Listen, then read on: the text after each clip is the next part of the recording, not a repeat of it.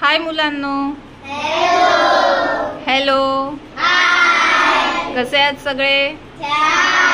अरे वा, सगळ्यांच्या चेहऱ्यावरती चांगलाच आनंद दिसून येत आहे. का बरं?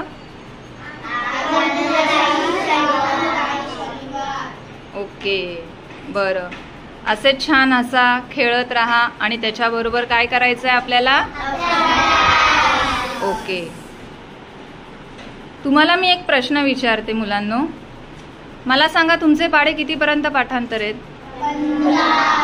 15 पर्यंतच. आपण कोणत्या वर्गात शिकत आहोत? 4थी. कितीपर्यंत पाढे पाठांतर पाहिजे?